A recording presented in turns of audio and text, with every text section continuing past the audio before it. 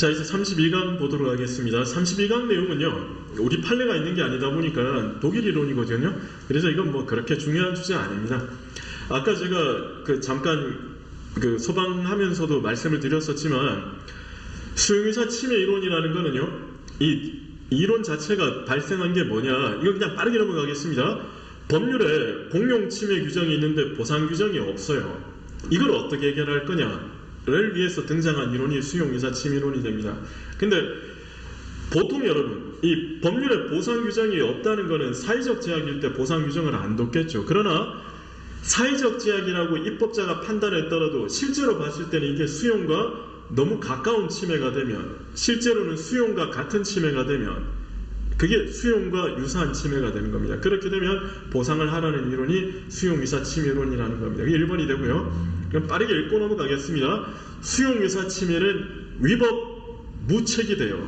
만약에 위법 유책이면, 유책이라는 것은 고의과실을 얘기하거든요. 그래서 위법 유책이면 손해배상이죠. 적법 무책이면 손실보상이죠. 그런데 위법 유책이면 손해배상, 적법 무책이면 손실보상인데 위법 무책이면 어떻게 할래? 그걸 해결하기 위해서 등장한 이론이 이른바 수용의사 침해 이론이 되는 겁니다. 그래서 이번에 보면 수용의사 침해 보상은요, 위법 무책이라는 점에서 위법 유책의 침해에 대한 손해배상을 의미하는 국가배상과 구별이 된다는 거죠. 그 다음에는요, 이번에는 수용적 침해 이론이라는 것은 뭐냐면요, 공공필요에 이루어진 적법한 공권력 행사입니다. 적법한 공권력 행사가 예상치 못한 부수적이면 비정형적인 결과를 이야기한다. 복잡하게 생각하지 마시고 비정형적인 결과, 의도치 않은, 예상치 못한, 비정형적, 그것만 기억하시면 됩니다. 바로 뭐냐면요, 이런 거예요. 예를 들면 수용이라는 거는, 예를 들어서 만약에 정부에서 도로를 만들기 위해서 특정의 땅을 가져갑니다. 도로를 만들기 위해서 특정 개인의 땅을 가져간다는 의도하에 가져가요.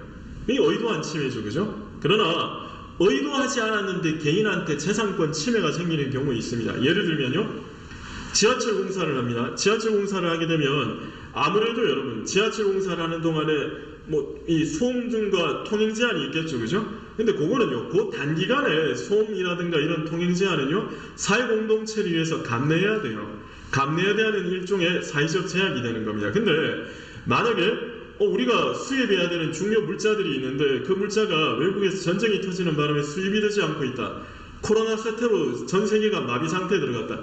이렇게 되면요, 공사가 예상치 못하게 장기간 계속 질질 끌어질 수가 있는 거예요. 이렇게 되면 이거는 어떻게 해결할래? 라고 해서 등장한 이론이 수용적 침해 이론이 됩니다. 수용적 침해 이론. 그래서 지하철 공사가 불법일 일은 없죠. 그래서 적법한 공권력 행사지만 예상치 못한 비정형적인 결과를 얘기할 때 역시 보상을 해주자는 게 수용적 침해 이론입니다. 결론적으로 말씀이면요, 수용유사 침해와 수용적 침해는 둘 다 우리나라에서 인정 안 합니다. 우리 판례 인정 안 합니다. 그 다음 여러분, 4번에 보시면요, 원래 손실보상은 뭡니까? 공공필요에 의한 뭐에 대한 침해죠? 재산권 침해죠. 근데 코로나 생각해보십시오. 코로나 같은 경우 코로나 백신 때문에 사람이 사망을 하는 거예요. 여러분, 코로나 백신이 불법입니까? 그러니까 불법이 아니니까 손해배상 아니죠. 적법이에요. 근데 적법이니까 당연히 손실보상으로 가야지. 안 돼요. 왜? 손실보상은요, 우리 헌법에서 예정하고 있는 손실보상은 공공필요에 의한 재산권의 침해입니다. 그런데 코로나 백신 때문에 사망했다거나 질병에 걸렸다는 거는요, 생명신체지 재산권은 아니잖아요. 그러니까 이런 경우를 어떻게 해결할 것인가 해서 등장한 게 희생보상 청구권의 법리가 됩니다. 그래서 희생보상 청구권이란 적법하고 생명신체 등의 비재산적법이 그게 키워드가 됩니다. 그 다음에요, 만약에 행정청이 자동차 번호판을 압류해 갑니다. 세금을 내지 않았다는 이유로. 적법하죠? 적법합니다. 근데 자동차 번호판이 압류되고 나서 제가 자동차세를 완납했습니다. 그러면 행정부는요, 번호판 돌려줘야 되지 않습니까? 왜? 자동차세를 완납을 했으면 돌려줘야지. 소유권이 이제 자동차 소유자한테 있는데, 그러면 현재 행정청이 그 번호판을 가지고 있는 자체가 위법한 결과예요. 그래서 국민은요, 위법한 결과는 없애라. 그게 결과제거 청구권의 법리가 됩니다. 그래서 결과제거 청구권이란 위법한 결과의 제거를 청구하는 거예요. 근데 여러분, 그러면 아까 말씀드린 자동차 번호판을 압류한 게 불법입니까? 아니죠. 세금을 내지 않아서 자동차 번호판 압류한 게 어떻게 불법이 됩니까? 그래서 결과제거 청구권은요, 적법한 공행정 작용이라도 사후에 위법한 상태가 되면 결과제거 청구권은 국민에게 생깁니다. 결과제거 청구권은 사후적으로라도 위법하게 되면 생깁니다.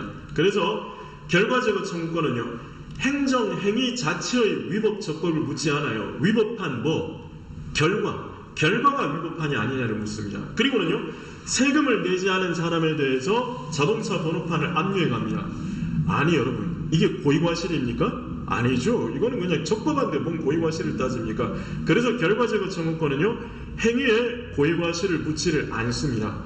그래서 결과제거 청구권은요, 행위의 위법이 아닌 결과의 위법이 문제되며 고의과실도 요건으로 하지 않습니다. 그 점에서 손해배상 청구권과 결과제거 청구권은 완전히 다른 권리가 돼요. 그래서 요건이 다르기 때문에 별도로 행사할 수도 있습니다. 둘 다 성립할 수 있습니다. 그리고 7번은요, 또 하나가 손해배상 청구권은 뭡니까?